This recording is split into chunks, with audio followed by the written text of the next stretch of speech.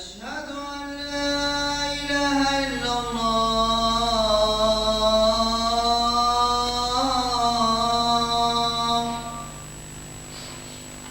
أشهد أن محمدا رسول الله.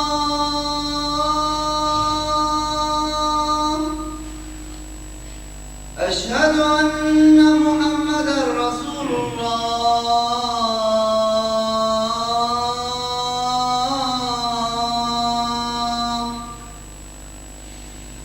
حي على الصلاة.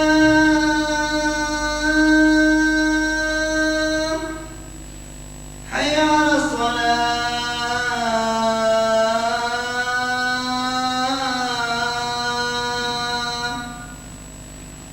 حي على الفلاح.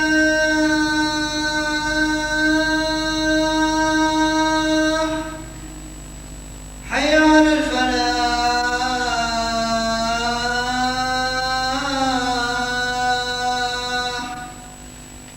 الله أكبر، الله أكبر. لا إله إلا الله.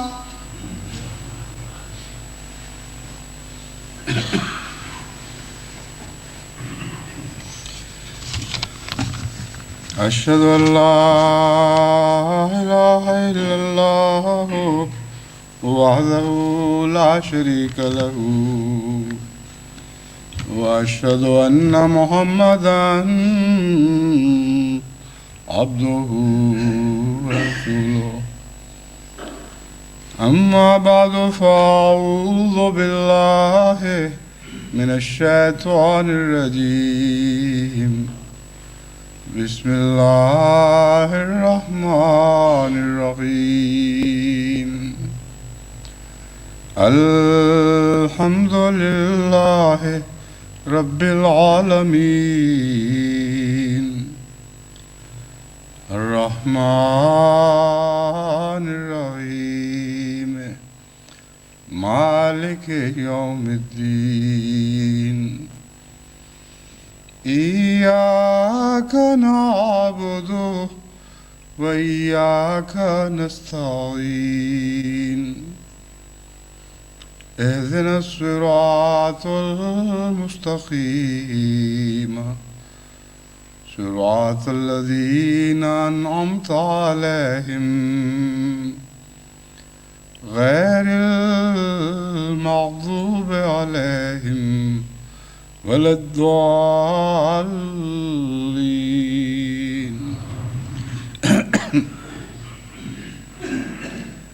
يا أيها الناس كلوا مما في الأرض حلالا طيبا ولا تتبعوا خطوات الشيطان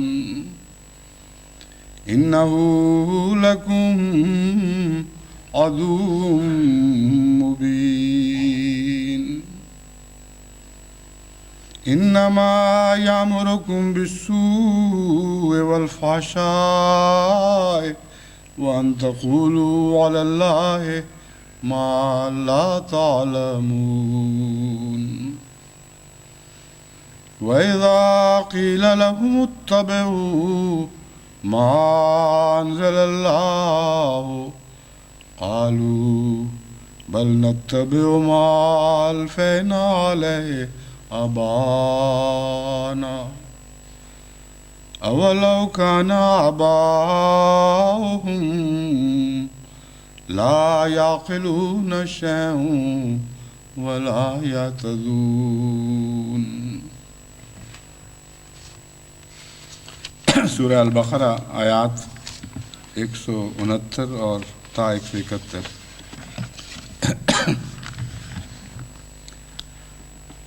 اب تو خدا تعالیٰ کے فضل کے ساتھ دنیا بھر میں ہر جمعہ کسی نہ کسی جماعت میں کوئی نہ کوئی ایسی تقریب منعقد ہو رہی ہوتی ہے کہ ان کی یہ خواہش ہوتی ہے کہ اس جمعے پر ہماری تقریب کا بھی یہ افتتاح کیا جائے یا اس کا ذکر ضرور ہو جائے۔ شروع میں دل رکھنے کی خاطر مجبوراً ایسا کرنا پڑے گا، مگر بالآخر یہ ایک ایسی ذمہ داری ہے جسے ادا کرنا میری طاقت سے باہر ہو جائے گا۔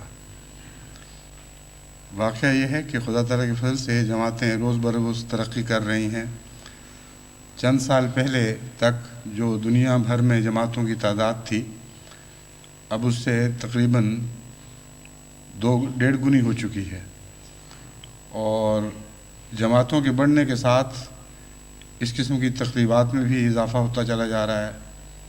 پھر جماعتی تقریبات ہیں، مجالسی تقریبات ہیں، انصار اللہ، خدام الاحمدیہ، لجنہ ماء اللہ، اطفال الاحمدیہ وغیرہ وغیرہ۔ تو اس لیے شروع میں تو کچھ عرصہ ضرور دلداری کی خاطر اور شوق بڑھانے کے لیے ان خواہشات کو پورا کرنا ہی ہوگا۔ آج مجلس انصار اللہ USA کی طرف سے یہ درخواست ملی ہے کہ کل سے ہمارا سالانہ اجتماع شروع ہو رہا ہے، یعنی ہفتے کے روز سے، اور ساتھ ہی مجلس شورا بھی ہوگی۔ تو اس موقع پر ہمارے لیے خصوصی پیغام دیں۔ پہلا خصوصی پیغام یہی ہے کہ اللہ مبارک فرمائے اور کثرت کے ساتھ انصار کو اس میں شمولیت کی اور اس اجتماع سے استفادے کی توفیق بخشے۔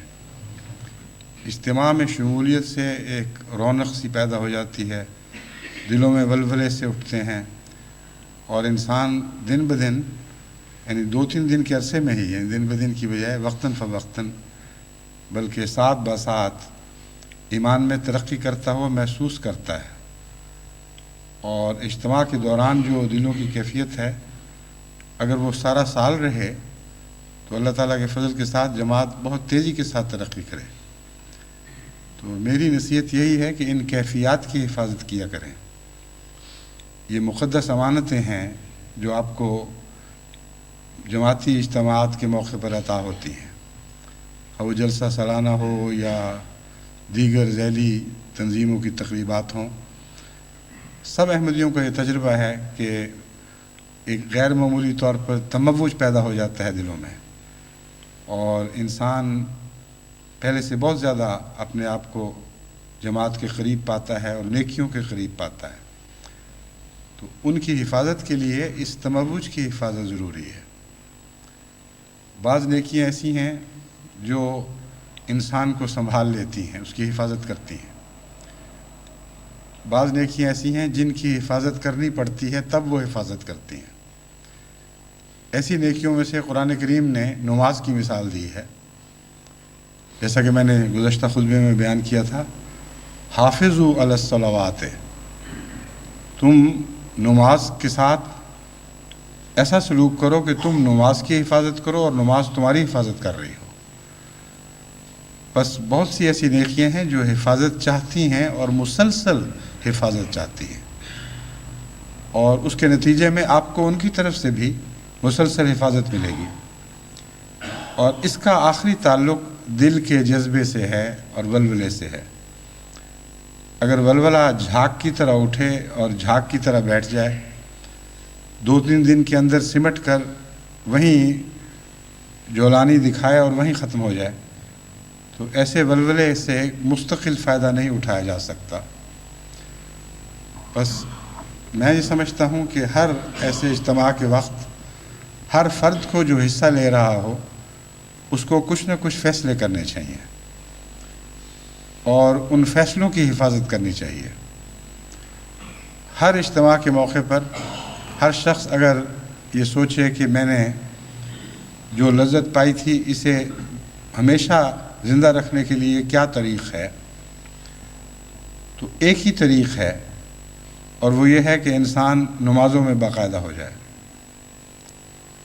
یہ جو تعلق ہے اجتماع کا نماز کے ساتھ، اس پر جتنا بھی زور دیا جائے کم ہے۔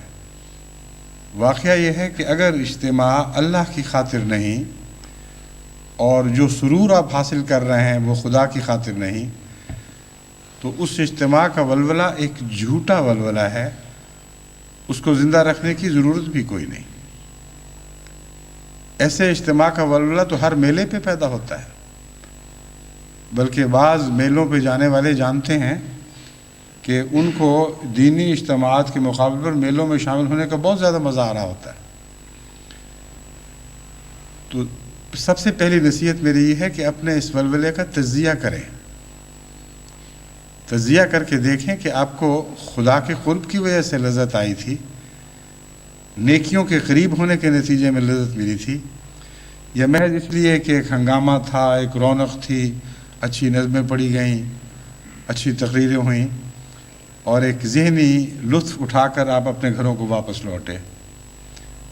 اگر قرب الہی کا احساس ہے، اگر یہ احساس ہے کہ نیک لوگوں کی مجلس میں بیٹھ کر دن رات نیکی کی باتیں کر کے بہت مزہ آیا ہے، تو پھر لازماً اس جذبے کی حفاظت ہونی چاہیے، اور یہ حفاظت نماز کر سکتی ہے اور کوئی چیز نہیں کر سکتی، کیونکہ نماز میں آپ کو بار بار روزانہ 5 دفعہ ان ولولوں کا اعادہ کرنا ہوتا ہے، 5 مرتبہ خدا کے حضور حاضر ہونا ہوتا ہے، اور اس کے ساتھ اپنے تعلقات کو استوار کرنا ہوتا ہے، ان تعلقات کو دن بدن بہتر بناتے چلے جانا ہے۔ اگر ایسا ہو تو نمازیں زندہ رہتی ہیں۔ ایک معنی حفاظت کا یہ بھی ہے، کیونکہ حفاظت کا شعور اور توجہ سے گہرا تعلق ہے۔ غفلت اگر ہو تو حفاظت نہیں رہتی۔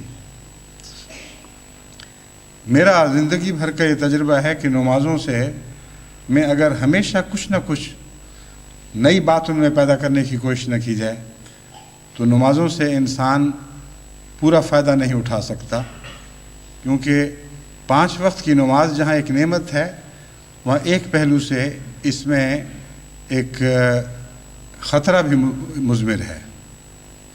جو چیز بار بار اسی طرح ویسے ہی جذبات سے کی جائے، اس سے طبیعت میں اکتاہٹ پیدا ہو جاتی ہے، اس سے غفلت پیدا ہو جاتی ہے، اس سے نیند سی آنے لگتی ہے، اور انسان کوشش کرتا ہے کہ رسمی طور پر اس چیز سے گزر جاؤں اور پھر اپنے دلچسپ مشاغل کی طرف لوٹوں۔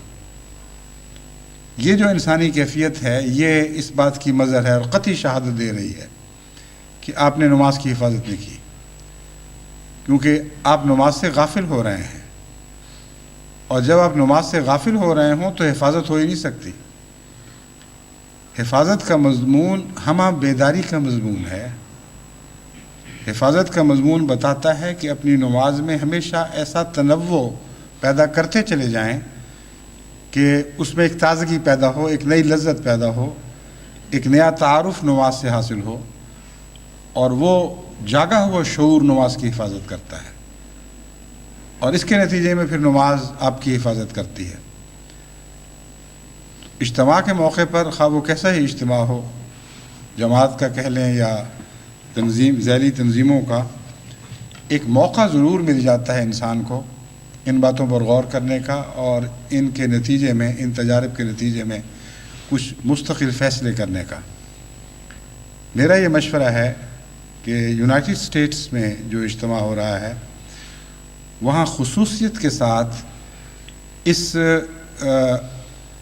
ریزولوشن کی ضرورت ہے، یہ عہد باندھنے کی ضرورت ہے کہ ہم روزمرہ خدا کے قریب ہونے کی کوشش کریں گے، کیونکہ خدا کے قریب ہونے کی کوشش تو ہر جگہ ضروری ہے، لیکن بعض جگہ یہ بہت زیادہ زندگی اور موت کا مسئلہ بن جاتی ہے۔ ایسے غریب معاشرے جہاں خدا سے بدکانے اور دور ہٹانے کے سامان کم ہیں، وہاں غفلت کے نتیجے میں فوری ہلاکت واقعہ نہیں ہوا کرتی۔ غفلت کی حالت میں آپ رہ بھی سکتے ہیں، کیونکہ اتنے لٹیرے نہیں ہیں، اتنے ڈاکو نہیں ہیں، اس لیے خطرات کم ہیں۔ لیکن یونائٹڈ اسٹیٹس مغربی تہذیب کی سب سے بلند و بالا چوٹی ہے، اور مغربی تہذیب میں مذہب کو نکال کر جو بدیاں پائی جاتی ہیں وہ تمام خدا سے دوری کی بدیاں ہیں۔ ان بدیوں کی پہچان یہ ہے کہ جتنا انسان خدا سے دور ہو اتنا ہی مادیت میں لذت پاتا ہے اور خدا کے قرب سے گھبراتا ہے. جتنا وہ اپنی لذت گاہوں کے قریب جاتا ہے خدا کے تصور سے دور ہوتا چلا جاتا ہے اور ان لذتوں کا ایسا عادی ہو جاتا ہے کہ اس کے نتیجے میں پھر خدا کا قرب تکلیف دینے لگتا ہے. بعض باتیں رفتہ رفتہ ہو رہی ہوتی ہیں، آپ کو پتہ بھی نہیں لگتا کہ ہم سرکتے سرکتے کہاں جا پہنچے ہیں اور آگے ہمارا رخ کس طرف ہے. میں نے ایک دفعہ پہلے مثال دی تھی، اپنے بچوں پر نظر رکھ کے دیکھیں کہ ٹیلی ویژن پہ وہ پروگرام دیکھ رہے ہوں اور ان کے کان میں آواز پڑے کہ نماز کا وقت ہو گیا، نماز پڑھو. پھر ان کے چہرے پر جو رد عمل ہے اس کا مطالعہ کر کے دیکھیں. بعض ایسے رد عمل ہوں گے کہ جو پڑھ کر والدین کی ہوش اڑ جانے چاہیے، کیونکہ وہ ان کی قطعی ہلاکت کی خبر دے رہے ہوں گے. ایسی بیزاری سے وہ اٹھیں گے وہاں سے کہ کیا عذاب، کیا مصیبت ڈالی ہوئی ہے. ہم جب کوئی پروگرام دیکھ رہے ہوتے ہیں جی اٹھو نماز پڑھو، اٹھو یہ کرو، اٹھو وہ کرو. یہ رد عمل بعض دفعہ دبا ہوا صرف اداؤں سے معلوم ہوتا ہے، بعض دفعہ لفظوں میں ظاہر ہو جاتا ہے. اور ایسے بچے انتظار کرتے ہیں کہ جب بھی ماں باپ کا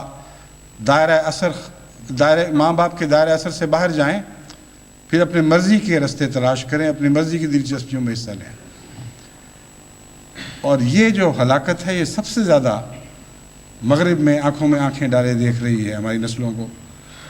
اور یہ وہ ہلاکت ہے جو سب سے زیادہ امریکہ میں پل رہی ہے اور وہاں سے پھر باقی ممالک کو ایکسپورٹ ہوتی ہے. تمام تعیش کے جتنے ذرائع نئی دنیا نے ایجاد کیے ہیں ان کے لیے سب سے زیادہ ان کی پیداوار کی سب سے بڑی منڈی امریکہ ہے. اس منڈی سے ہول سیل پھر یہ مال خرید کر غیر ممالک کو، دساور کو بھیجا جاتا ہے. یہ چند لفظوں میں جو میں نے بات بیان کی ہے اس پر آپ غور کر کے دیکھیں تو تمام تفاصیل میں یہ بات درست نکلے گی. بس امریکہ جیسے ملک میں رہتے ہوئے جب آپ اجتماعات منعقد کرتے ہیں، انصار کے ہوں یا لجنہ کے یا کسی اور کے، تو دیکھنا یہ ہے کہ ان اجتماعات سے آپ کو باقی رہنے والا فائدہ کیا حاصل ہوا. تمام دوسری تقریریں جو مختلف موضوعات پر ہیں وہ اچھی ہوں گی، مگر سب سے زیادہ ضرورت اس بات کی ہے کہ امریکہ میں رہتے ہوئے جو اخلاقی خطروں کو خطرات درپیش ہیں، جو ہماری آئندہ نسلوں کو خطرات درپیش ہیں، ان کو سب سے زیادہ اہمیت دیتے ہوئے سب سے زیادہ زیر بحث لایا جائے اور اس کے متعلق ذرائع اختیار کیے جائیں، تدبیریں سوچی جائیں، ان پر دائماً عمل کرنے کے منصوبے بنائے جائیں اور پھر وقتاً فوقتاً جائزہ لینے کا انتظام بنایا اور نافذ کیا جائے. یہ سارے انتظامات جو ان کا میں ذکر کر رہا ہوں ان کا خلاصہ وہی ہے جو میں بیان کر چکا ہوں. قرب الہی کی کوشش کی جائے اور نمازوں کو قائم کیا جائے. اور نمازوں کو قائم کرنے میں جیسا کہ میں نے بیان کیا تھا، نماز میں ایسی لذت پیدا کرنا ضروری ہے، نماز سے ایسا تعلق باندھنا ضروری ہے کہ دیگر تعلقات اس کے مقابل پر ہیچ ہو جائیں. یہ اعلیٰ مقصد جب تک حاصل نہیں ہوتا نمازی محفوظ نہیں ہے، کیونکہ اس کی نمازیں محفوظ نہیں ہیں. اور یہ اعلیٰ مقصد حاصل کرنے میں بڑی جد و جہد کی ضرورت پڑتی ہے. اس ضمن میں جو خطرات مغرب کی دنیا میں ہیں وہ مشرقی دنیا سے بہت ہی زیادہ بھیانک ہیں، کیونکہ دو طرح کے فتنے یہاں بے دھڑک گھر گھر میں داخل ہو چکے ہیں اور ہر گھر میں وہ کھل کھیل رہے ہیں اور کوئی ان کو روکنے والا نہیں ہے. ان فتنوں میں سے ایک مغربی آزادی کا تصور ہے. ایسا غیر متوازن تصور ہے، اگر اس کا آپ تجزیہ کر کے دیکھیں تو آپ کو حیرت ہوگی کہ کیسا جاہلانہ خیال ہے. لیکن ہماری نسلوں کو اسی جاہلانہ خیال سے مذہب سے دور پھینکا جاتا ہے۔ ان ممالک میں خصوصاً امریکہ میں جب بچہ جوان ہو رہا ہو یا بیٹی بڑی ہو رہی ہو اور بلوغت کی عمر کو پہنچ رہی ہو تو اس کے اسکول کی طرف سے، اس کے گرد و پیش کی طرف سے، اس کے دوستوں کی طرف سے اس کو پیغام ملتا ہے، مبارک ہو، اب تم آزاد ہو رہے ہو، اے بچوں اب تم آزادی کے قریب پہنچ رہے ہو اور اس عمر میں داخل ہو رہے ہو کہ تمہیں کوئی ضرورت نہیں ہے اپنی ماں باپ کے اقدار کی پیروی کرنے کی، مذہبی اقدار کی پیروی کرنے کی، اخلاقی قدروں کی پیروی کرنے کی۔ یہ ساری فرسودہ باتیں ہیں، اس وقت تک تم پر لازم ہے جب تک تم ماں باپ کے گھر میں رہنے کے پابند ہو، جب تک ان کو کچھ اختیار ہے کہ تمہاری اخلاقی تعمیر میں کچھ کوشش کریں۔ 18 سال کی عمر پہ پہنچ گئے، اب تم آزاد ہو، جس کے ساتھ چاہو راتیں بسر کرو، جو چاہو گند کرو، جس قسم کے ٹیکے لگوانے ہیں لگاؤ، یہ دنیا چند روزہ ہے، جیسے عیش کرنے عیش کر لو، تمہیں اب کوئی پوچھ نہیں سکتا، کوئی روک نہیں سکتا، تم مادر پدر آزاد ہو۔ اب یہ لفظ یہ جو محاورہ ہے مادر پدر آزاد ہونے کا، یہ اردو کا محاورہ ہے، بنا اس زمانے میں تھا جب کہ مادر پدر آزاد ہوتا ہی کوئی نہیں تھا، کوئی قسمت کا مارا کہیں آزاد ہو جاتا ہوگا، لیکن یوں لگتا ہے جیسے پیشگوئی کی گئی تھی، اور یہ پیشگوئی سب سے زیادہ امریکہ پر صادق آ رہی ہے۔ وہاں ہر بچہ بلوغت سے پہلے بھی مادر پدر آزاد ہونے کی کوشش کرتا ہے، نہ ماں کا اثر رہے نہ باپ کا اثر رہے، اور معاشرہ اس کو یہ دھوکہ دیتا ہے اور شیطان اس کے کانوں میں یہ بات پھونکتا ہے کہ تم آزاد ہو، اب تمہیں کیا ضرورت ہے ان پابندیوں کی۔ اس کا جھوٹ، اس آواز کا جھوٹ اور فریب ایک اور آواز سے ظاہر ہوتا ہے جو ساتھ ہی کانوں میں پڑتی ہے، اور وہ قانون کی آواز ہے۔ وہ آواز یہ کہتی ہے کہ دیکھو بلوغت سے پہلے جو انسانوں کے بنائے ہوئے قانون توڑا کرتے تھے ان کی سزا کم ہوا کرتی تھی، ان میں پوری طرح تم ذمہ دار نہیں تھے، لیکن اب تم ایسی عمر کو پہنچ رہے ہو کہ خبردار ہے جو تم نے کبھی قانون سے باہر قدم رکھا۔ ہمارے بنائے ہوئے قانون یعنی انسانی قوانین کو اتنی طاقت ہے اور اتنی عظمت ہے کہ اب بلوغت کی عمر کے بعد ان کو توڑنے کا تصور بھی کبھی نہ کرو، ورنہ پہلے اگر تمہیں قتل کے الزام میں صرف وقتی معمولی سزائیں دی جاتی تھیں اگر قتل ثابت ہو جائے تو، کیونکہ بالغ عمر کو نہیں پہنچے تھے، اب اگر قتل کرو گے تو عمر قید بھی ہو سکتی ہے اور بعض ریاستوں میں پھانسی بھی لگ سکتی ہے۔ تو یہ ایک اور آواز اٹھ رہی ہے، عمر وہی ہے، وہی عمر کی ایک لکیر ہے جس سے قدم دوسری طرف جانے والا ہے۔ خدا کے قانون کے مطابق ان قوموں کا یہ پیغام ہے کہ اے وہ بچے جو 18 سال کی عمر کو پہنچ رہے ہو، مبارک ہو، تم خدا کی خدائی سے آزاد کیے جاتے ہو۔ اخلاقی قیود کے متعلق ان کو پیغام ہے کہ اے بچوں جو 18 سال کی عمر کو پہنچ رہے ہو، تمہیں مبارک ہو کہ ہر قسم کی اخلاقی قدروں سے ہم تمہیں آزاد کرتے ہیں۔ معاشرتی اور تمدنی طور پر ان کو یہ پیغام ملتا ہے کہ اے بچوں جو 18 سال کی عمر کو پہنچ رہے ہو، تم ماں باپ، رشتہ داروں، پرانی خاندانی اور روایتی قدروں سے آزاد کیے جاتے ہو، کوئی ضرورت نہیں ہے تمہیں اب ان باتوں کی قید کی، جو چاہو کرتے پھرو۔ اور قانون کی طرف سے یہ پیغام ہے کہ ہاں انسان کے بنائے ہوئے ہمارے ملک کے قوانین جو ہیں، خبردار جو ان کو ٹیڑھی نظر سے دیکھا۔ تو عمر ایک ہی ہے اور پیغام دو ہیں، اسی کا نام دجل ہے، اسی کا نام دھوکہ بازی ہے۔ اگر بلوغت کی عمر کا تقاضا ذمہ داری تک کی عمر کو پہنچنا ہے تو دونوں طرف برابر یہی پیغام ملنا چاہیے تھا، دونوں آوازیں یکساں اور ہم آہنگ ہونی چاہیے تھی، اور ملک کے بڑے بڑے جو بااثر لوگ ہیں یا اسکولوں اور کالجوں میں جو اساتذہ وغیرہ ہیں جو بچوں پر اثر رکھتے ہیں، ان سب کو یہی کہنا چاہیے کہ دیکھو تم انسانی قانون کی زد میں آ رہے ہو، اخلاقی قانون کی زد میں بھی پہلے سے بڑھ کر ہو، مذہبی قانون کی زد میں بھی پہلے سے بڑھ کر ہو۔ اگر تم سچے ہو تو جس چیز کو تم سچائی سمجھتے ہو پہلے سے بہت زیادہ ذمہ داری سے تمہیں اس پر عمل کرنا ہوگا۔ اس سے غرض نہیں ہے کہ تم عیسائی ہو یا مسلمان ہو یا ہندو ہو یا سکھ ہو، لیکن تم اس سچائی کو جس کو تم نے قبول کر رکھا ہے سچائی سمجھ کے قبول کر رہے ہو۔ بس اعلیٰ انسانی قدروں کا تقاضا ہے، بلوغت کا تقاضا ہے، بالغ نظری کا تقاضا ہے کہ تم پہلے سے بڑھ کر ان چیزوں کی قدر کرو۔ لیکن آپ دیکھتے ہیں کہ اس سے بالکل برعکس دو الگ الگ پیغام دنیا کو دیے جا رہے ہیں۔ تو اجتماع کے موقع پر آپ کو یہ سوچنا چاہیے کہ آپ کس ملک میں ہیں اور اس ملک کے خطرات ہیں کیا کیا، اور ان کی نشاندہی کرنی چاہیے۔ اور یہ جو پیغام امریکہ کے لیے ہے یہی پیغام ساری مغربی دنیا کے لیے ہے۔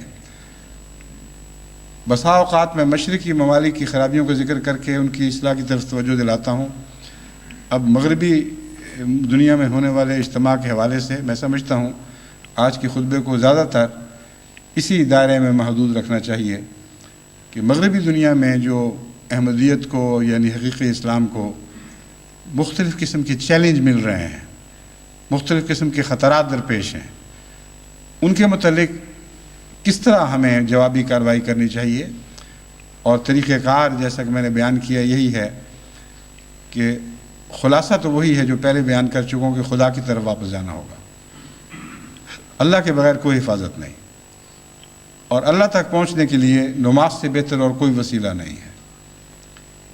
ان دو باتوں کے علاوہ اب میں تفصیل سے یہ بتا رہا ہوں کہ خطرات کی نشاندہی کریں، کیونکہ قرآن کریم نے ہمیں پہلے سے متنبع کر رکھا ہے کہ شیطان ایسی طرفوں سے، ایسی سمتوں سے، ایسے لباس میں حملے کرتا ہے کہ تم اس کو دیکھ نہیں رہے ہوتے۔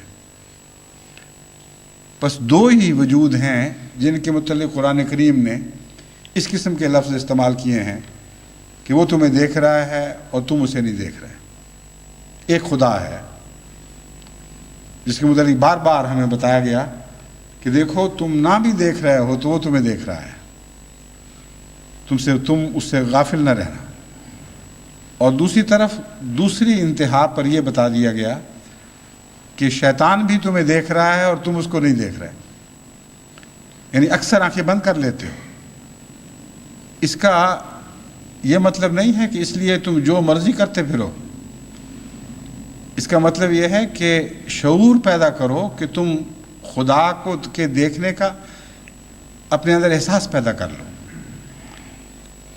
اپنی فکر کی نظر سے، اپنے جذبات کی نظر سے تم بھی خدا کو دیکھنے کی کوشش کرو، اور اس پہلو سے جتنی رویت بڑھے گی اتنا زیادہ تم حفاظت میں آتے چلے جاؤ گے۔ دوسری طرف شیطان کو دیکھنے کی کوشش کرو، سمجھو کہ وہ کس طرف سے حملہ آور ہوتا ہے۔ یہ عام دنیاوی زبان میں ایسا ہی مضمون ہے کہ تمہیں پتہ ہونا چاہیے کہ تمہاری حفاظت کے سامان کہاں واقع ہیں، کہاں تمہاری بندوقیں، کہاں تمہارے ہتھیار، کہاں تمہارے ساتھ کے مددگار، کون سے مضبوط قلعے ہیں جن میں تمہیں محفوظ ہو سکتے ہو، وغیرہ وغیرہ۔ اور دوسری طرف یہ پتہ ہونا چاہیے کہ تمہاری کمزوریاں کون کون سی ہیں، کہاں سے دشمن حملہ کر سکتا ہے، نقب کہاں سے لگ سکتی ہے، کیسے ڈاکہ پڑ سکتا ہے، کون سی غفلت کے ایسے لمحات ہیں جن میں عام طور پر انسان سو جاتا ہے اور دشمن بیدار ہو جاتا ہے۔ تو مضمون یہی ہے جو بیان ہوا ہے، لیکن مذہبی اصطلاحوں میں وہ باتیں کی گئی ہیں۔ بس آپ کو شیطان کے متعلق نگاہ رکھنی چاہیے کہ کہاں سے حملہ آور ہوگا۔ ان باتوں کی نشاندہی کرتے ہوئے میں نے ایک مثال دی ہے۔ ایک آپ پر اور آپ کی نسلوں پر حملہ کرے گا کہ تم بالغ ہو چکے ہو، آزاد ہو، خدا کا قانون اب تمہیں پابند نہیں کر سکتا، تمہاری خاندانی روایات کی اب کوئی قیمت نہیں رہی، جو چاہو کرتے پھرو۔ یہ جھوٹ ہے جس کا بچوں کو سمجھانا ضروری ہے۔ یہ ایسا جھوٹ ہے جس کے متعلق بہت چھوٹی عمر سے بچوں کو متنبع کرنا ضروری ہے، اور سمجھا کر ان کو ہم خیال بنانا ضروری ہے۔ ورنہ اگر پہلے سے ان کی ذہنی تیاری آپ نے نہ کی تو وہ ہاتھ سے نکل چکے ہوں گے، پھر وہ ان کی بات مانیں گے اور آپ کی رد کر دیں گے، کیونکہ غیر کی بات میں ان کے نفس کی تمنائیں ساتھ شامل ہیں۔ غیر وہ باتیں کرتا ہے جس کی طرف نفس کا رجحان اور بہاؤ ہے، انسان جانا چاہتا ہے اس طرف جس طرف بلایا جا رہا ہے، اور دوسری طرف وہ ہے جہاں جانا نہیں چاہتا، یعنی مشکل کام ہے، بے لذت کام ہے، ایک بوجھ ہے طبیعت پر، اور کئی قسم کی جذبات کی قربانی کرنی پڑتی ہے۔ بس خلاصتاً ہماری تربیت کے مسائل یہی ہیں، مزید تفصیل کے ساتھ ان پر نظر رکھنا اور ہر سوسائٹی کی طرف سے جو خطرات درپیش ہیں ان کو پیش نظر رکھ کر پیش بندی کرنا اور سوراخوں کو بند کرنا، یہ قرآنی تعلیم ہے رابطوں کے تحت، جس کے بڑے وسیع معنی ہیں۔ یہ بھی پیغام ہے کہ جن جن ملکوں میں تم رہتے ہو، جن جن سوسائٹیوں میں تم بستے ہو، وہاں کے خصوصی خطرات کی نشاندہی کرو اور ان سوراخوں کو بند کر لو جہاں سے وہ خطرات داخل ہوا کرتے ہیں۔ جیسے چوہوں کے بلوں کو بند کیا جاتا ہے، جیسے ان سوراخوں کو بند کیا جاتا ہے جہاں سے سانپ بچھو داخل ہو جایا کرتے ہیں، اسی طرح انسانی اخلاقی دنیا کا حال ہے۔ یہ واقعتاً جانور ہیں جو آیا کرتے ہیں، فرضی باتیں نہیں ہیں۔ اللہ بہتر جانتا ہے کہ وہ شیطانی نظام کن معنوں میں کس طرح وسعت پذیر ہے کہ ہر حال میں کسی نہ کسی طرح انسان تک پہنچ جاتا ہے۔ اللہ بہتر جانتا ہے کہ کوئی ایسا شیطان ہے بھی، یعنی ظاہری طور پر الگ وجود، یا نہیں، یا ہر شیطان انسان کے نفس ہی میں ہے۔ ان بحثوں سے الگ یہ بات قطعی ہے کہ شیطان ہے ضرور، خواہ وہ خون میں دوڑ رہا ہو یا باہر سے حملے کر رہا ہو، اس کے حملے دکھائی دیتے ہیں اور نظر آتے ہیں، اس کے وسوسے انسان ہر روز سنتا ہے اور ہر روز اکثر ان کے حق میں جواب بھی دے دیتا ہے۔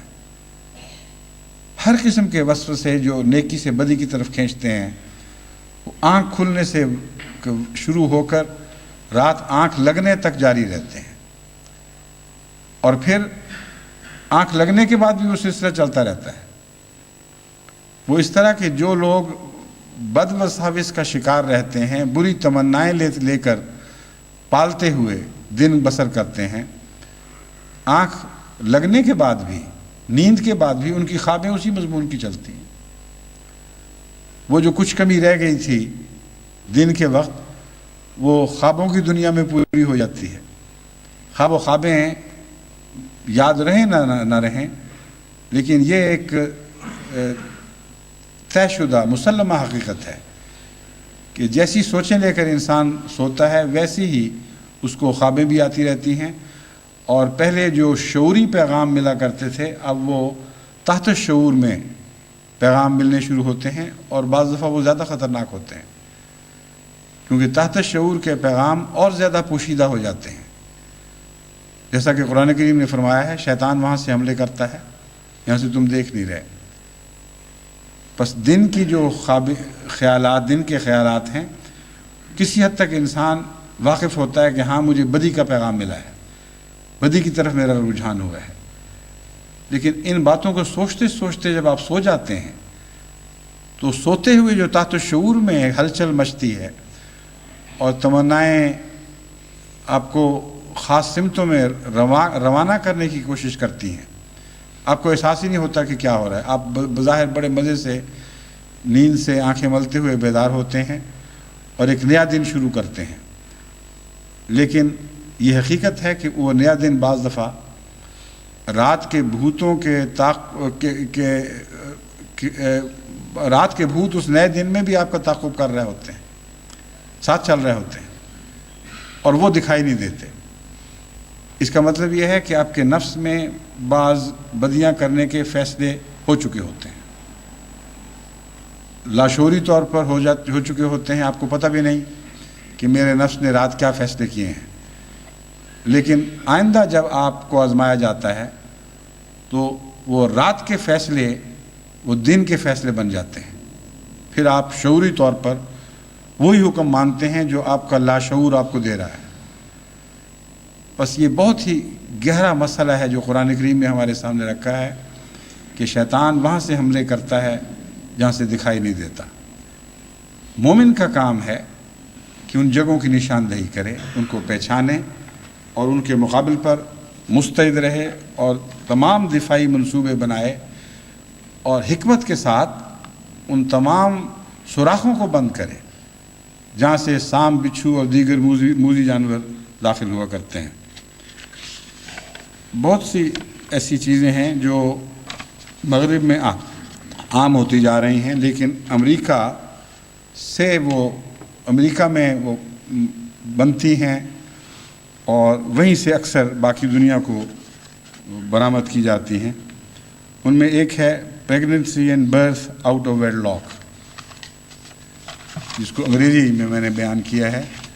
مطلب یہ ہے کہ ایسے بچے پیدا ہونا جن کو مذہبی قانون کی طرف سے کوئی پیدا ہونے کا حق نہیں ہے، جن کو مذہبی قانون، میں نے اس لیے کہا ہے کہ بہت سی دنیا میں مذاہب ہیں، خواہ ان کا تعلق خدا سے ٹوٹ بھی چکا ہو، وہ بھی جب باقاعدہ اپنے شادی بیاہ کے رسوم کے مطابق میاں بیوی کو ملاتے ہیں تو ہر مذہب کی روح سے وہ بچے جائز ہیں اور ان کا حق ہے۔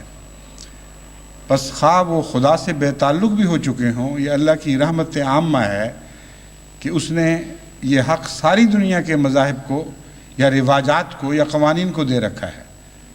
مذاہب کے علاوہ بھی وہ تمام رواج، تمام قوانین، تمام رسمیں جن کی روح سے میاں اور بیوی کو، مرد اور عورت کو میاں بیوی قرار دیا جاتا ہے، اس کے بعد جو بھی اولاد پیدا ہوتی ہے مذہب کی نظر میں، یعنی خدا کی نظر میں وہ جائز اور درست ہے۔ اس کے لیے ضروری نہیں کہ اسلامی طریق پر شادی ہو یا کسی ہندوانہ طریق پر شادی ہو۔ مذہبی بنیادی قانون جو قرآن کریم نے ہمارے سامنے رکھا ہے یہی ہے کہ ہر قوم میں اپنے رسم و رواج کے مطابق جو شادیاں ہوتی ہیں ان کی اولاد درست ہے۔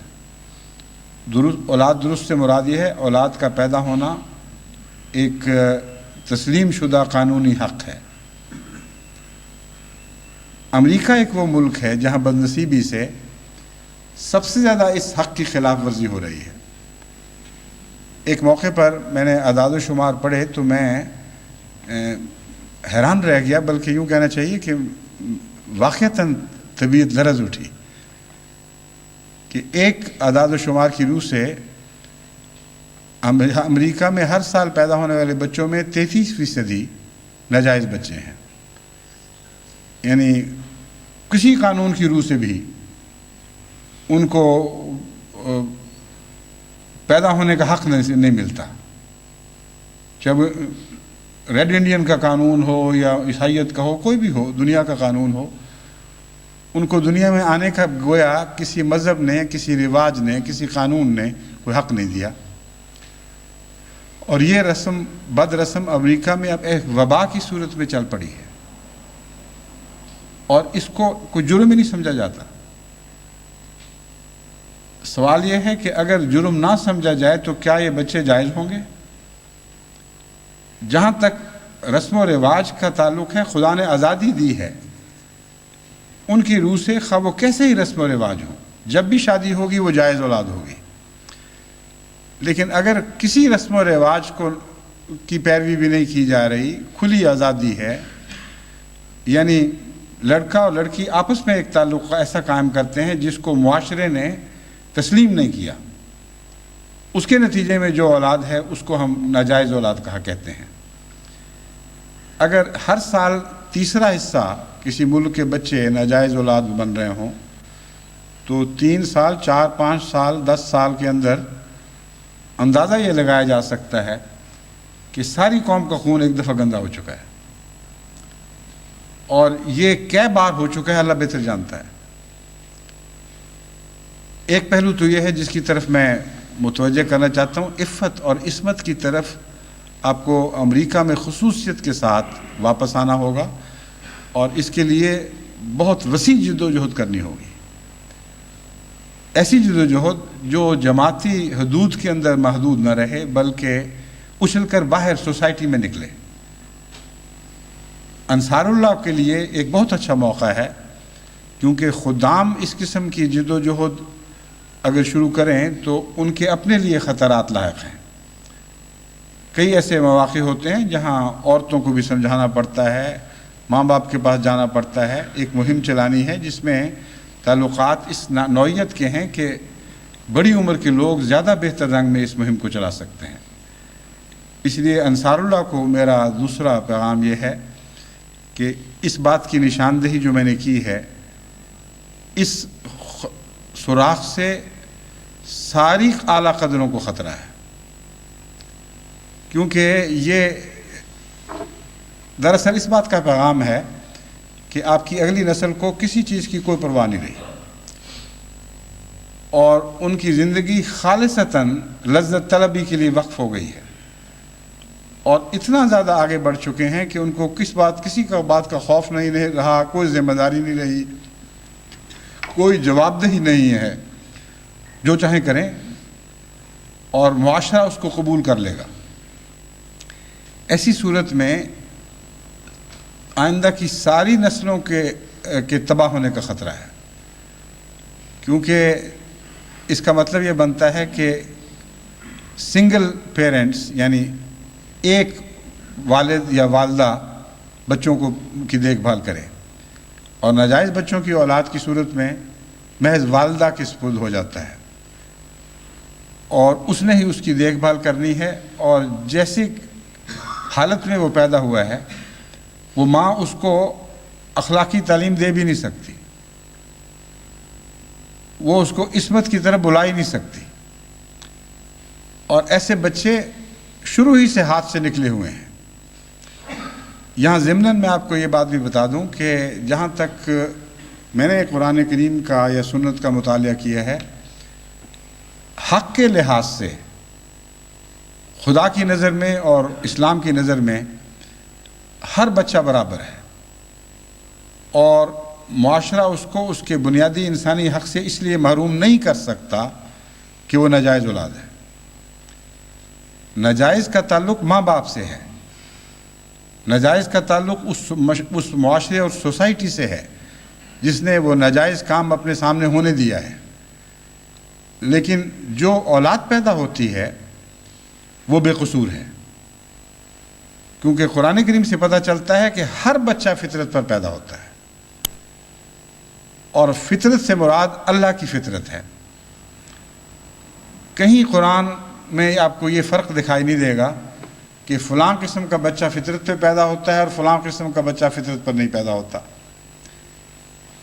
اس لیے اس بنیادی بات کو بھی پیش نظر رکھنا چاہیے۔ میں اس لیے سمجھا رہا ہوں کہ بعض دفعہ بعض احمدی والدین جن کے ہاں اولاد نہیں ہوتی، والدین نہیں کہنا چاہیے، میاں بیوی جن کے ہاں اولاد نہیں ہوتی، مجھ سے پوچھتے ہیں کہ ہم نے فلاں جگہ سے بچہ مانگا ہے، اگر وہ بچہ نکلا جس کی ولدیت ہی جائز نہیں تو پھر ہم کیا کریں گے، ہمارے لیے درست ہے کہ نہیں؟ تو میں ایسے سب میاں بیوی ہوں یا دوسرے لوگ ہوں، سب کو یہ سمجھانا چاہتا ہوں کہ قرآن نے ہر بچے کو ایک برابر آزادی دی ہے اور برابر انسانی قدروں میں حقدار قرار دیا ہے، اور ہر بچے کی عزت نفس قائم فرمائی ہے۔ جو اس عزت نفس پر حملہ کرتا ہے وہ جہالت سے کرتا ہے، اور وہ خدا کے مقابل پر کھڑا ہوتا ہے۔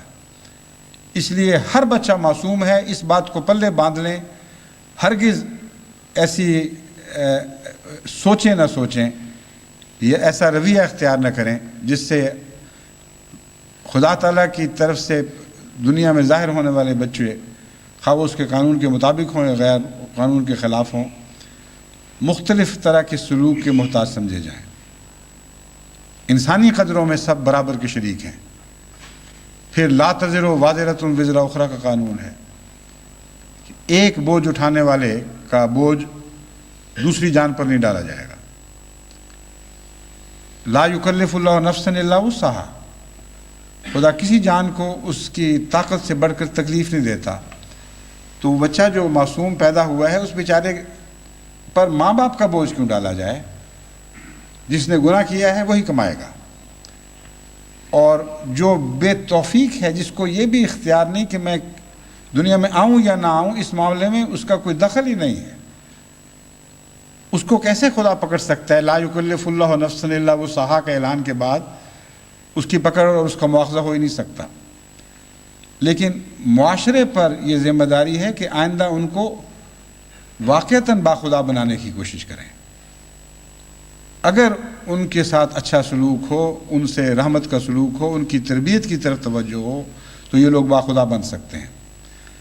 بس دو طرح کی جد و جہد ہمیں کرنی ہوگی.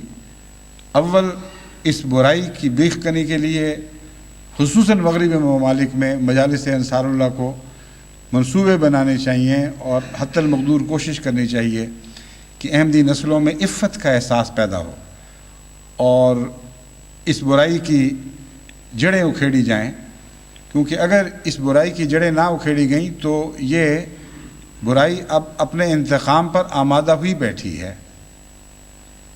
اس برائی سے ایسی بیماریاں جنم لے چکی ہیں جو ان بچوں کو ناحق دنیا میں داخل کرنے والوں کو اس دنیا سے نکالنے کا انتظام کریں گی. یہ خدائی انتقام ہے اور ایڈز کے ذریعے اس انتقام کی داغ بیل ڈالی جا چکی ہے اور دن بدن اس کے خطرات بڑھ رہے ہیں. لیکن جہاں تک میرا اندازہ ہے یہ بیماری غالباً اس صدی کے آخر پر آخری 2-3 سالوں میں تیزی کے ساتھ پھوٹے گی اور بہت بڑے پیمانے پر ان مجرموں کو ہلاک کرے گی. تو اس بات کو بھی پیش نظر رکھیں تو جماعت احمدیہ کا فرض ہے کہ انسان کو ہلاکت سے بچانے کے لیے ہر ممکن کوشش کرے. پھر ایک اور فائدہ اس کوشش کا یہ ہے کہ چونکہ یہ کوشش چاروں طرف معاشرے میں کی جا رہی ہوگی اس لیے احمدیوں کے محفوظ ہونے کے زیادہ امکانات پیدا ہو جاتے ہیں. وہ لوگ جو باشعور طور پر اپنے گرد و پیش کو بچانے کی کوشش کرتے ہیں اللہ تعالیٰ کے فضل کے ساتھ وہ خود محفوظ ہوتے چلے جاتے ہیں اور کم خطرہ ہے ان کے خود ہلاک ہونے کا. تو ایک یہ خطرہ ہے جس کی طرف میں نشاندہی جس کی کر رہا ہوں کہ بہت تیزی کے ساتھ یہ بیماری پھیلتی چلی جا رہی ہے اور وبائی شکل اختیار کر رہی ہے اور اس کی روک تھام کے لیے وہ تمام اقدام کرنے ہوں گے جو اسلامی معاشرے نے پہلے سے کر رکھے ہیں. قرآنی تعلیم نے پہلے سے ہی ایک منصوبہ بنا رکھا ہے. اس منصوبے پر عمل درآمد کا منصوبہ آپ نے بنانا ہے. منصوبہ پہلے سے موجود ہے. عورت اور مرد کے متعلق جو فاصلے ڈال رکھے گئے ہیں، جو اخلاقی تعلیم دی گئی ہے، اپنی سجاوٹ کس کے سامنے ظاہر کرنی ہے کس کے سامنے نہیں کرنی، اور دوسرے ایسے قوانین مثلا شراب کی مناہی ہے، بے پرد مجالس عورت اور مرد کی مجالس کا اکٹھے لگانا اور بے حیائی کے ساتھ گفتگو کرنا، بے حیائی کے لباس میں رہنا وغیرہ وغیرہ. ایک لمبا منصوبہ ہے جو قرآنی تمدن اور تہذیب میں پہلے سے موجود ہے. یعنی قرآن کی پیش کردہ تہذیب اور قرآن کی پیش کردہ تمدن میں پہلے سے موجود ہے. آپ نے اس منصوبے پر نظر رکھ کر یہ منصوبہ بنانا ہے کہ اس کو دوبارہ رائج کیسے کرنا ہے. یہ بڑا مشکل کام ہے. ایک پردے کے متعلق ہی آپ گفتگو کر کے دیکھ لیں آپ کو کیسے کیسے جواب ملیں گے. ایک دفعہ میں نے اسلام آباد پاکستان کے متعلق مجھے اطلاع ملی کہ وہاں خواتین پردے میں زیادہ بے احتیاط ہوتی چلی جا رہی ہیں. تو میں نے ربع پیغام بھجوایا کہ تمام طرف سے کوشش کریں، صرف لجنہ کا کام نہیں، وزارت اصلاح و ارشاد، خدام الاحمدیہ، انصار اللہ وغیرہ سب مل کر مجموعی طور پر ایک مہم چلائیں اور اپنی بہنوں کو سمجھائیں، اپنی بچیوں کو بتائیں کہ اس میں کیا کیا خطرات ہیں. پردے کے متعلق یہ معین نہیں میں نے کیا کہ ضرور برقع پہنا جائے، مگر یہ بتایا کہ بہت سے خطبات میں عمومی روشنی ڈال چکا ہوں. پردہ اور نا پردہ ان دونوں کے درمیان ایک فرق ہے، اور وہ برقع یا برقعے کا نہ ہونا نہیں ہے. وہ فرق ایک رجحان کا فرق ہے اور صاف پہچانا جاتا ہے. ایک لڑکی بعض دفعہ برقعے میں بھی بے پرد ہوتی ہے اور دوسری لڑکی عام لباس میں بھی پردہ دار ہوتی ہے. تو میں نے ان کو سمجھایا کہ جو رجحان ہے وہ دراصل حقیقت میں پردے سے آزادی کا رجحان ہے، باقی بہانے ہیں کہ ہم برقع نہیں پہن سکتے. جو نظر آ رہا ہے وہ خطرات ہیں کہ ایک معاشرے سے متاثر ہو کر اس کے سامنے سجدہ ریز ہو چکی ہے ایک سوسائٹی یا بعض لوگ اس سوسائٹی کے، اور پھر وہ بہانے ہیں کہ جی برقعے میں بھی تو لوگ بے حیا ہوتے ہیں، ان کو کیوں نہیں پہلے آپ روکتے، ہماری طرف آتے ہیں اور ہم پہن بھی نہیں سکتے، اور اس قسم کی بیہودہ باتیں. تو میں نے ان کو سمجھایا کہ آپ بات وہ پیش کریں جس کا حقیقی جواب کوئی نہ ہو. پردے کی روح کے قائم کرنے کا جہاد ہے، اور ماں باپ کو سمجھائیں کہ اپنی بچیوں کو جب آپ کالجوں میں بھیجتے ہیں بے پرد اور اسی طرح ہیں جس طرح باقی معاشرہ ہے، تو ان کو خطرات ہیں، اس کے نقصان ہوں گے. اس مہم کے جواب میں جو تلخ باتیں پیغام پہنچانے والوں کو سننی پڑی ہیں، اس کی تلخیاں مجھ تک بھی پہنچتی تھیں باقاعدہ، اور یوں لگتا تھا جیسے انتقام لیا جا رہا ہے کہ اصلاح کی کوشش کیوں کی جا رہی ہے. تو ایک ہی پہلو جو صرف پردے کا پہلو ہے، اسی کے لیے اگر آپ جد و جہد کریں گے تو آپ کو پتہ چلے گا کہ کتنے صبر کی ضرورت ہے. ہر اچھی بات کے جواب میں ایک بری بات آپ کو سننی پڑے گی، کیونکہ جو شخص یہ فیصلہ کر چکا ہو کہ میں نے دنیا کی لذت یابی میں کسی دوسری قدر کی پرواہ نہیں کرنی، میں نے اپنے مزے کی زندگی ضرور بسر کرنی ہے، کون ہوتا ہے میری آزادی کو روکنے والا؟ جب آپ اس کی بھلائی کی باتیں اس سے کہتے ہیں تو وہ غصہ کرتا ہے، وہ ناراض ہوتا ہے، وہ بھڑکتا ہے آگے سے، وہ سمجھتا ہے کہ میری آزادی پر بھی حملہ کیا گیا اور میری عزت پر بھی ہاتھ ڈالا گیا ہے. یہ ہوتا کون ہے مجھے سنبھالنے والا، مجھے سمجھانے والا؟ بس نصیحت کا کام بہت ہی مشکل کام ہے، اور جتنا مشکل کام ہے اتنا ہی زیادہ حکمت اور سلیقے کی ضرورت ہے. بات کہنے کے انداز میں فرق ہو جاتا ہے. بس یہ نہیں ہے کہ آپ نے محض ایک پیغام ہے جو آگے پہنچا دینا ہے. یہ سوال پیدا ہوگا کہ کیسے پہنچایا جائے، کن لفظوں میں بات کی جائے، کیا براہ راست پیغام پہنچایا جائے یا کسی اور ذریعے سے پہنچایا جائے. مثلا ایک بچی کو آپ کسی ایسی حالت میں دیکھتے ہیں اور خدام العمدیہ یا انصار اللہ یا لجنہ کی طرف سے اس کو یا ماں باپ کو پیغام مل جاتا ہے کہ آپ کی بچی فلاں حالت میں دیکھی گئی، تو کیا آپ کا خیال ہے کہ اس سے فائدہ ہوگا؟ ہرگز نہیں. بچی بھی بھڑکے گی، ماں باپ بھی بھڑکیں گے، غصہ پیدا ہوگا، نظام کے خلاف مرافرت کی ایک مہم چلائی جائے گی. وہ کہیں گے تم اپنی بچیاں پہلے سنبھالو، ہم نے دیکھی ہوئی ہیں تمہاری بیٹیاں بھی، وہ فلاں یہ کرتا پھرتا ہے اور فلاں یہ کرتا پھرتا ہے، اور جو اندر ہو رہا ہے وہ سب کچھ ہمیں پتہ ہے. یہ ٹکسالی کے جملے ہیں جوابی حملے کے، یہ ضرور سننے پڑتے ہیں. تو اصلاح کی مہم چلانا کوئی معمولی بات نہیں ہے، اس میں غیر معمولی حکمت کی بھی ضرورت ہے اور غیر معمولی صبر کی بھی ضرورت ہے. حکمت سے اگر منصوبہ بنایا جائے تو اللہ تعالیٰ کے فضل سے فائدہ پہنچتا ہے. چنانچہ میں کوشش کرتا ہوں جب بھی مجھے کسی گھر کے متعلق اطلاع ملے معین کہ فلاں گھر ہے اس میں یہ خرابیاں پیدا ہو رہی ہیں، تو مختلف ذرائع سے سمجھا کر ان کو کہ یوں آپ نے یہ کوشش کرنی ہے، ان کو تاکید کرتا ہوں کہ اس ذریعے سے فلاں ذریعے سے اس احتیاط کے ساتھ اس گھر کو سنبھالنے کی کوشش کریں. اور اللہ تعالیٰ کے فضل کے ساتھ الا ماشاء اللہ اتنا حیرت انگیز طور پر مثبت نتیجہ ظاہر ہوتا ہے کہ دل اشش کر اٹھتا ہے. اشش کر اٹھتا ہے کلام الہی کی سچائی پر، جس میں فرمایا گیا فذکر ان نفعت ذکرہ، نصیحت کر اور یاد رکھ نصیحت اگر حقیقی ہو، سچی ہو، محمد رسول اللہ کی نصیحت جیسی ہو، وہ ضرور فائدہ دے گی. بس بہت بڑی مہم ہے جو ہمارے سامنے ہے، اور مغربی معاشرے کی صرف ایک ہی برائی میں نے ابھی بتائی ہے. بہت سے ایسے رجحانات ہیں جو سخت مولک ہیں، بعض ان میں سے بڑے ہیں، بعض چھوٹے ہیں، لیکن بڑے اور چھوٹے ایک قسم کی مخلوق سے تعلق رکھتے ہیں. ان کی ایک قبیل ہے، ایک خاص طرز کے وہ اخلاق کی بد اخلاقیاں ہیں جو ایک دوسرے کو طاقت دیتی ہیں. اور بظاہر دیکھنے میں بعض دفعہ ایک چھوٹی سی علامت ظاہر ہوتی ہے اور آپ سمجھتے ہیں اس سے کیا فرق پڑتا ہے، یا جو جس شخص میں ظاہر ہو رہی ہیں وہ سمجھتا ہے اس سے کیا فرق پڑتا ہے۔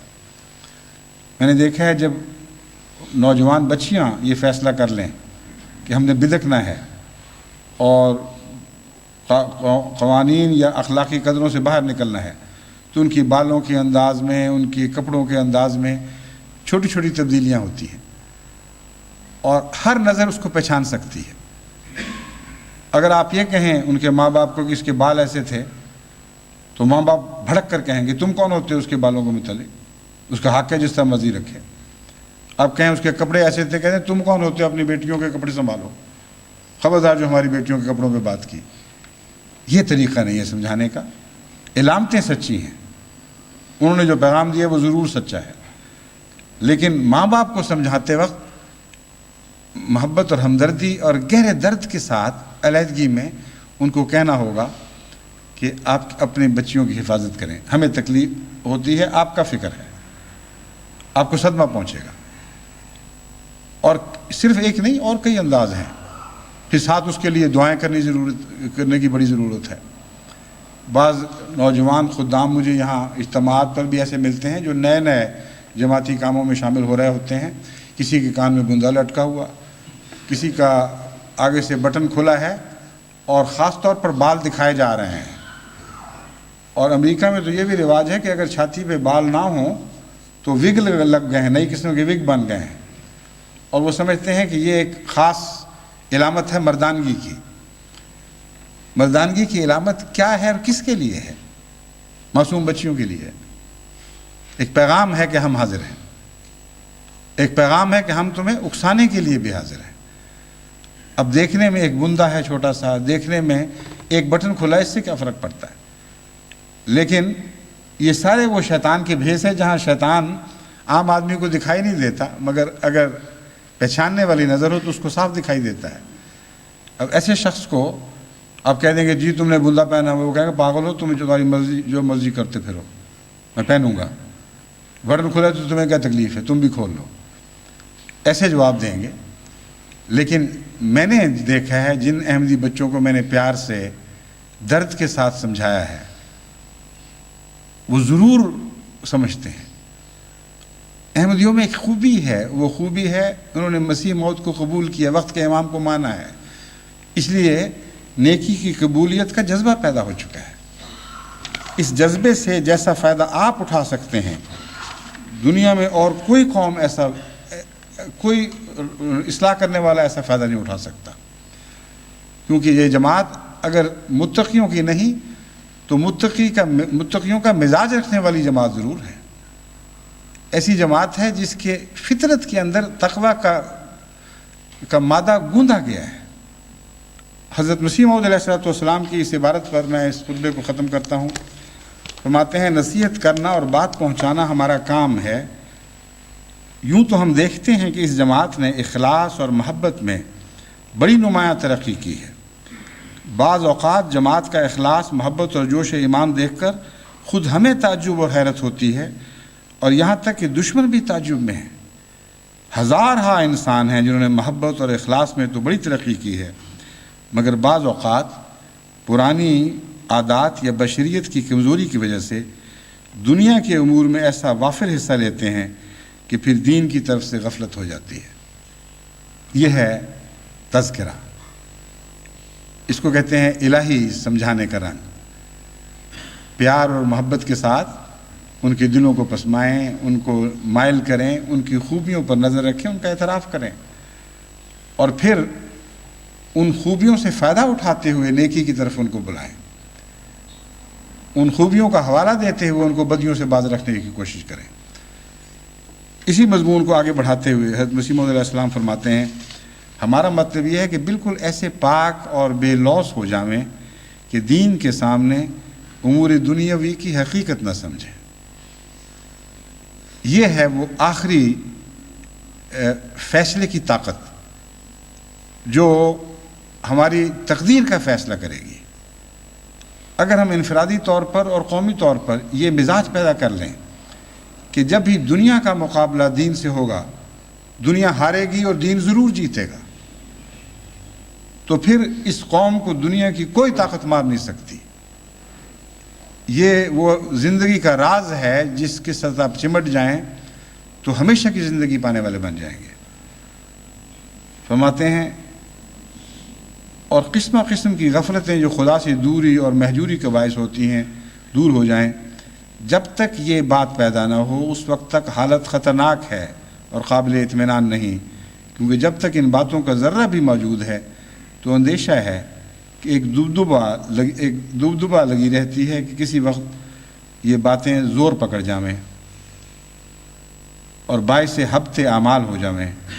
جب تک ایک قسم کی مناسبت پیدا نہیں ہوتی تب تک حالت قابل اطمینان نہیں ہوتی۔ تو میں سمجھتا ہوں کہ حضرت اقدس مسیح موعود علیہ السلام نے جس طرح فرمایا ہے، جماعت میں تقویٰ، نیکی، حسن کا مادہ موجود ہے۔ اس وقت اگر نصیحت کرنے والے حضرت مسیح موعود علیہ السلام کا انداز اختیار کرتے ہوئے نصیحت کریں تو ان کو بہت کچھ فائدہ حاصل ہو سکتا ہے۔ بہت سے بدکے اور دور جاتے ہوئے احمدی نوجوان یا ان کے والدین واپس آ سکتے ہیں۔ اور آج کل جب کہ ٹیلی ویژن کے ذریعے تمام دنیا میں خطبات نشر ہو رہے ہیں، اطلاعیں یہ مل رہی ہیں کہ جماعت میں پہلے سے بڑھ کر ولولہ پیدا ہو گیا ہے۔ بڑے جوش اور شوق کے ساتھ بڑے بھی اور چھوٹے بھی کثرت سے آتے ہیں۔ اور اسی ذکر پر میں اس بات کو اب ختم کرتا ہوں، کیونکہ اب کثرت سے شکوے آ رہے ہیں کہ پہلے آپ ہمارے متعلق باتیں کیا کرتے تھے، ہم کیا کرتے ہیں، کس طرح دیکھتے ہیں، کیا ہوتا ہے، بڑا مزہ آیا کرتا تھا۔ اب ایک دو خطبوں سے آپ نے ذکر نہیں کیا، تو شکوہ دور کرنے کے لیے دو باتیں بتا دیتا ہوں۔ ایک تو ایک شخص نے بتایا کہ شوق کا یہ حال ہے کہ بچے بھی بڑی سنجیدگی سے اس جمعے کا انتظار کرتے اور اپنے پروگراموں کو اس کے مطابق ڈھالتے ہیں۔ اس نے کہا میں نے ایک گھر میں فون کیا تو بچے سے کہا کیا حال ہے، اس نے کہا ماں باپ تو ابھی آئی نہیں، مگر کل چونکہ جمعہ ہے اور صبح ہم نے جلدی، امریکہ کی بات ہے، صبح جلدی خطبہ سننا ہے، اس لیے میرا چھوٹا بھائی ابھی سو چکا ہے اور میں فوراً سونے جا رہا ہوں، میرے پاس زیادہ باتوں کا وقت نہیں ہے۔ تو اب وہ بچے کو پتہ تھا صبح جلدی اٹھنا ہے اور خطبہ سننا ہے۔ یہ علامت ہے کہ خدا نے نصیحت کے لیے ان لوگوں کو ہمارے قریب کر دیا ہے۔ اس وقت فائدہ اٹھائیں، اس وقت نصیحت سے ان کو ہمیشہ کے لیے اپنا بنا لیں۔ دوسرے ایک جرمنی سے خط آیا ایک خاتون کا کہ میں اپنے بچے کی ایک پیاری سی ادا بتاتی ہوں کہ ایک خطبے کے موقع پر غالباً رسول اللہ صلی اللہ علیہ وسلم کے ذکر پر آپ کی آنکھوں سے آنسو جاری ہو گئے تو میرا بچہ دوڑا ٹیلی ویژن کی طرف اور جیب سے رومال نکال رہا تھا۔ میں نے کہا یہ کیا کر رہے ہو؟ اس نے کہا میں آپ آنسو پہنچنے جا رہا ہوں۔ تو یہ جو نئی نسل ہے اس ٹیلی ویژن کے خطبات کی برکت سے ایک عجیب انقلابی دور میں داخل ہو چکی ہے۔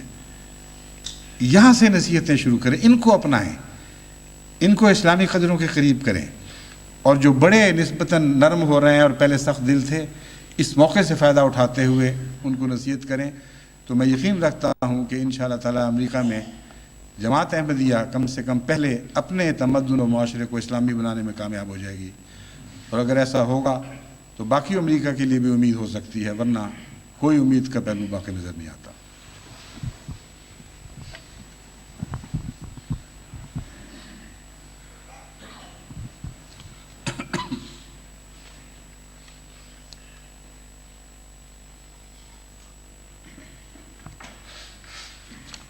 الحمدللہ نحمدہ ونستعینہ ونستغفرہ ونؤمن بہ ونتوکل علیہ ونعوذ باللہ من شرور انفسنا ومن سیئات اعمالنا من یہدہ اللہ فلا مضل لہ ومن یضللہ فلا هادي له ونشهد أن لا إله إلا الله وحده لا شريك له ونشهد أن محمدا عبده ورسوله عباد الله رحمكم الله ان اللہ یامر بالعدل والإحسان وإیتاء ذی القربى وینہا عن الفحشاء والمنکر والبغی یعظکم لعلکم تذکرون اذکروا اللہ یذکرکم وادعوہ یستجب لکم ولذکر اللہ